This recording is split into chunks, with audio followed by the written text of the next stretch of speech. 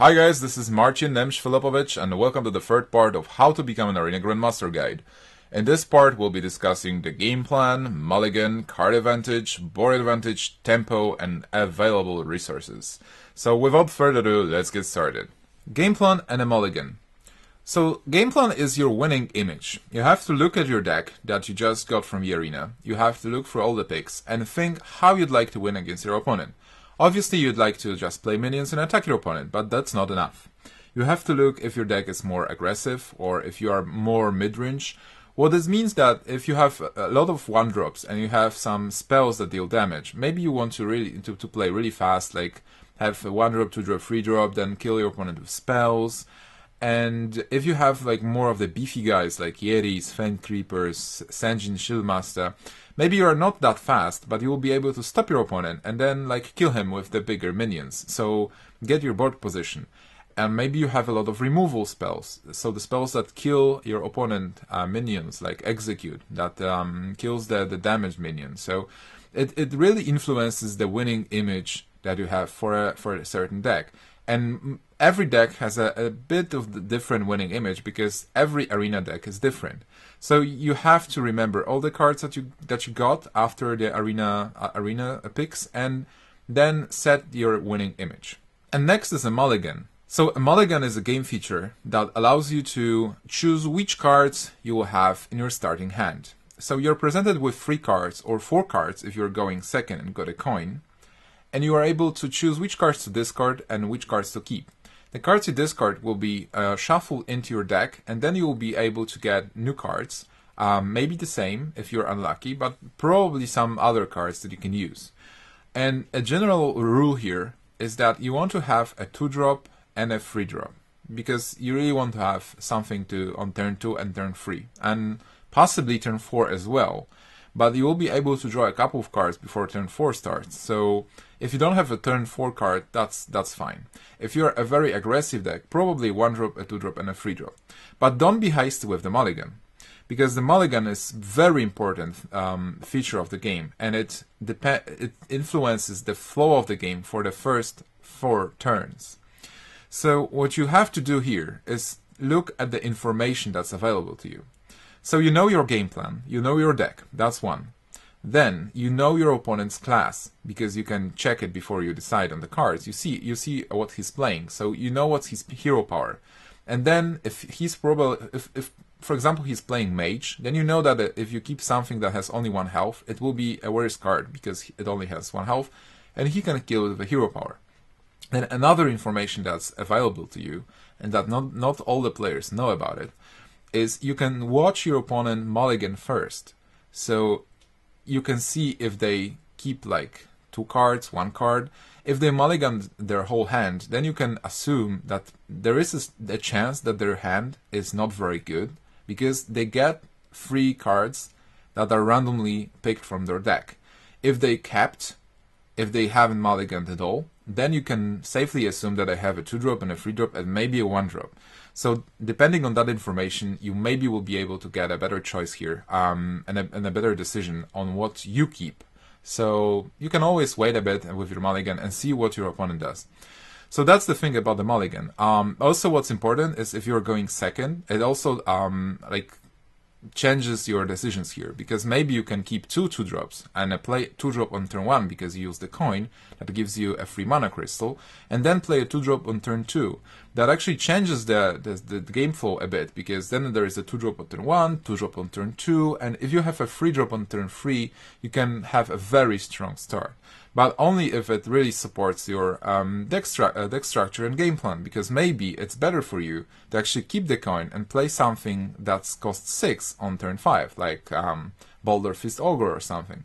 So there is no perfect way to mulligan. There is a lot of information available, and every game is different. You will have to make different choices and make those choices by yourself. So what's important is to keep all those in mind and to make an educated choice each game, and you will get better with practice. Like, there is no best way, every game is different. Just play the games, practice, and you will get a feel of it. So good luck with your mulligans and your game plan as well.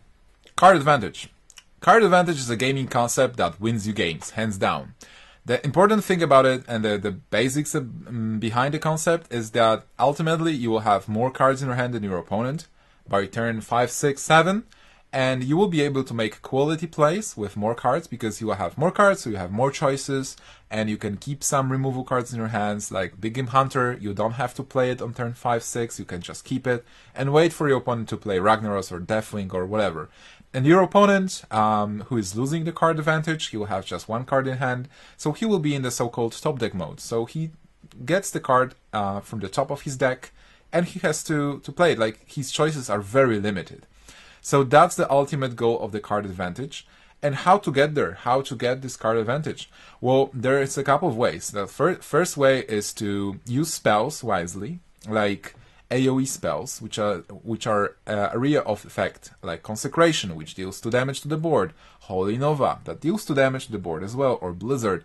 So use those cards so that they kill a lot of opponent's minions. For example, if you use Consecration on turn 4, deal 2 damage to the board, and kill 3 minions that your opponent had, you're a +2. You used 1 card and killed 3 cards. So your opponent lost 3 cards, you lost only 1, so you have 2 more cards in your hand, possibly, that you can use later.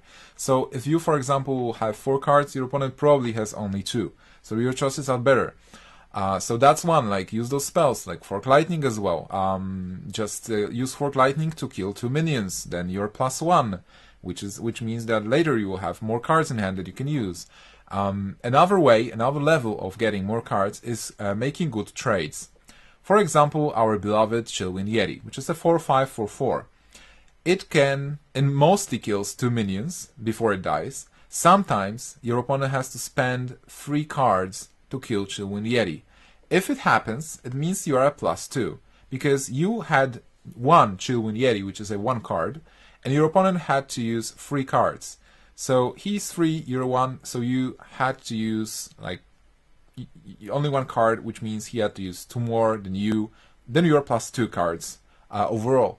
So this is card advantage. The ultimate goal is, as I said, to have more cards in the end, making good trades using those spells. You can also value the drawing cards a bit higher, like Novice Engineer or Gnomish Inventor, because when you play them, you're a +0. I mean, normally when you play a card, you are -1 because you just use the card and there is some effect on board.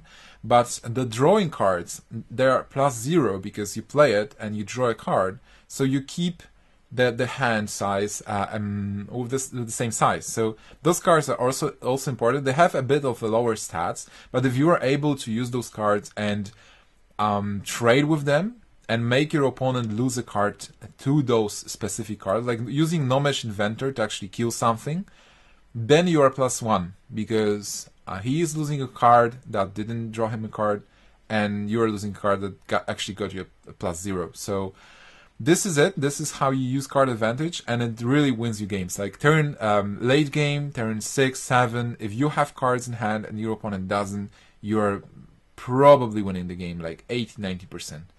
So use card advantage, use well. Like, you have to, during the game, you have to look for the opportunity to always get the +1, +2 if possible, and use it well. Aim for card advantage to win the game. Also, don't forget about the hero power. If you're able to use it to kill a minion, you're a +1, so always use it when possible. Board advantage. So board advantage is this concept which means that you have more minions on board, or just minions that are of a better quality than your opponent. So a board advantage is like you have a couple of minions and they're just stronger than your opponent. So for example, maybe you have a Chillwind Yeti and they have a free minion. So you have board advantage because you have a bigger minion on board. Or you have 2 minions. Maybe you have a free drop and a Ascension Shieldmaster, which is a 3/5 taunt. And they only have like a 4/4 Ogre Magi, which means again you have the board advantage. But it can actually shift really quickly. If they play a spell, or if they play a bigger minion, then they get the board advantage, and then you have to play something. So during the game, you will be fighting at all times for the board advantage, and you will have to keep it. So if you play minions on curve, like on turn 2, turn 3, turn 4, you are prone to get the board advantage, and because your opponent can miss a turn, and if they miss it, you will get the board advantage, and if you are able to keep it throughout the game, you will ultimately win the game and eventually win the game. So, but most of the games are pretty balanced, so the board advantage will shift, and it will be jumping from one player to another. So you'll be fighting over it, and you have to do your best to keep it. On the other hand, like throwing all the minions on the board from your hand is actually wrong. It's called overextending, and it's a bad strategy. And a lot of new players make this mistake, because if you overextend, so if you play more minions than you actually need on the board, and if your opponent has an AoE spell, like we've mentioned before, then he will be able to clear the board and leave you with nothing. So they immediately get the board advantage and card advantage as well, and you're in a very bad position in that game. But if you keep the certain number of minions on board and keep your board advantage, you do not overextend. You just keep the board advantage at the time and have some minions in your hand that can be a follow-up if something bad happens, because bad things happen during the game. Sometimes your opponent have good cards that can clear your board in an instant. So you have those minions in your hand as a backup. Then you can play them and try to fight for the board advantage again. And this is mostly it. Like, this is board advantage and board presence. It's really important to keep it at all times. It's a gameplay strategy that you have to imply in all the games. And good luck keeping it. And if you keep it, you will be winning the games. Tempo. Tempo is another gameplay strategy that's really important. Essentially, it's an initiative. So let's say that you've played the minion first. So you have a minion on board, like a 2/3 Crocolisk. Then your opponent plays a minion, and it's your turn. So now you can play another minion, and you can attack with your Crocolisk. You can attack your opponent or attack his minion. Let's say that you attack your opponent. So you just dealt 2 damage with your Crocolisk. And now your opponent is their turn, and they have to decide if they attack you back or if they actually kill your minion. Probably they will have to trade, because if they don't trade, they will be getting even more damage, and you've already dealt 2 damage. So they have to kill your minion and then play their own. So there is your turn again, and you can again attack with your previous minion and deal more damage and play another minion. So you're keeping tempo and you're keeping initiative. If you're able to maintain it till the end of the game, you win, because you're dealing damage and your opponent is killing your minions. So this is the tempo, this is the initiative. If you're in the like if we reverse the situation, if your opponent played a minion and then he's attacking you and then you're just playing minions, well, the thing here is that you really have to break his tempo. You have to regain the tempo, like gain initiative here. So you have to make a good trade with your minion. Like, for example, kill his 3-drop with your 2-drop. Like, if you had a raptor, for example, and he has a 3/3 grizzly bear. If you're able to kill the grizzly bear with a raptor, then you kill his 3-drop. And if you're able to keep your 3-drop, for example, you have a grizzly bear, and he had a Crocolisk, he won't be able to attack you again. He has to play something, and he is actually stopped. So if you are able to regain that tempo, like kill his guys, and then you start attacking, and he has to react to your plays, then you got the tempo back. And then in the regular balanced game, as well as the as we've mentioned, board advantage and tempo will be getting back and forth. So one player will have tempo, then another player will have tempo, and the game is won by a player who ultimately has tempo in the end. And tempo is a bit different than board advantage, because it means that you're attacking, you're the aggressor, so you're dealing the damage. And sometimes it's important to make the call if you want to trade minions. Like, this is mostly a call that you have to make around turn 6 or 7, because if you had tempo in the beginning, you've dealt some amount of damage. Like, maybe your opponent is like on 15 health, so 15 health points, and you're in a position where you can make good trades, or you can just attack your opponent for the face. And if you make a correct call, like if you make a correct call at the time, you probably might be able to win the game in like 2 next turn. Because if you attack to the face, your opponent is in real danger. Because now he can't attack you, he has to attack your minions. So you go for the face, you win the game. So during the game, you have to maintain your tempo. If you lose it, you have to get it back. And then if you have your tempo, you have to make the call. If you're going for the face and win the game, or if you try to trade and make a safe play. So this is tempo. It's super important. There's a lot of cards that help you to get tempo back, like AoE spells that we've mentioned. Like tempo is really connected to the board presence and board advantage, but also there's a lot of cards that that help to get the tempo. If you have the damage spells and you deal damage to your opponent, you still maintain the tempo and you get him lower and lower and lower, and ultimately win the game. So this is another concept that you really have to understand and use. Practice it. Try to watch it during the game. Like who has the tempo at the time? How is he able to get it? How is he able to lose it? So watch for those little things and maintain your tempo to win the game. Available resources. So a lot of people think that the only resource in Hearthstone are the mana crystals. This is simply not true. You also have the cards in hand and also have your life points. So let's go with the mana crystals first and explain how it works. This is a very easy concept. When you get a mana crystal each turn, so you start with one crystal, then on turn 2 you get a second one, then third one on turn 3, etc. There's a couple of cards that interact with the system, like Wild Growth, which gives you one additional mana crystal, or like Arcane Golem, which gives your opponent an additional mana crystal.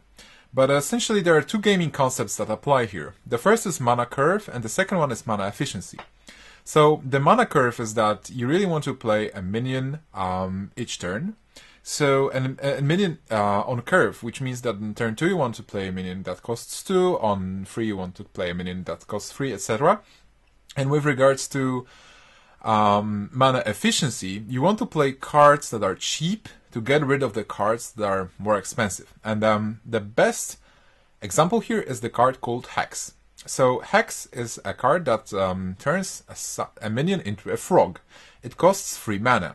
So if you, for example, turn a Raging Worgen, which is a 3/3 that costs 3, into a frog, you just use a card for free to turn the card which costs 3. There is no mana efficiency here, and also no mana inefficiency as well, because you use a card that costs 3 to deal with a card that costs 3. But if your opponent has a Balder Fist Ogre, which costs 6, and you use Hex on that guy, then you get a lot of mana efficiency, because you just use a card that costs 3 to get rid of a card that costs 6.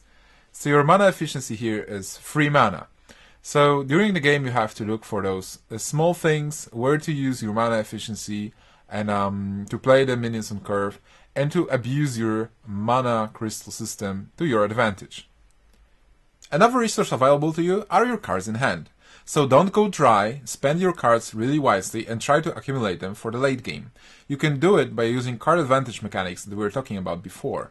Also watch your opponent and how many cards he has in hand, because this is his resource as well. So watch your opponent cards, watch how many cards you have in hand, and always try to have the cards to make the quality plays and win the game eventually. And the last resource available to you are your life points. Life points are a resource, and it's really important to think about them in this way, because you will be spending them throughout the game.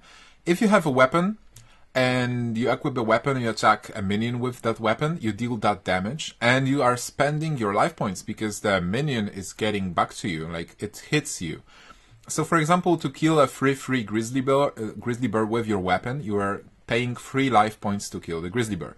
So it's very important to think about it, because your opponent will also be spending the life points. For example, if your opponent is a rogue, you will notice that his life, even though he keeps your board clear, his life points drop very fast, because he's spending a lot of life points while attacking your minions. And if you are not controlling your life points, and if you are not controlling your opponent's life points, well, they can drop really fast, or you can miss an opportunity to actually attack and finish the game. So throughout the game you have to think about the life points as something that you spend. It's also very visible when you are playing a Warlock. Well, you spend your life points and mana to draw a card, but your life points are essentially something that you can spend to draw a card, which is really good. So think about your life points as a resource and try to abuse it as well, to think how much you need to spend, or how much you have to keep. Like when is the point when you can't attack your opponent with minion with a weapon, or when your opponent will attack something, it will drop with your life point and you can push with damage to win the game. So think about it for the game and use all of your resources well. So this is it, guys. I hope you enjoyed this part. If you have any comments, questions, or feedback, please post them in the comment sections. I'm always happy to reply and follow up on what you think. If you like the guide, please like it and subscribe to the channel, and I hope that we'll see each other in part 4.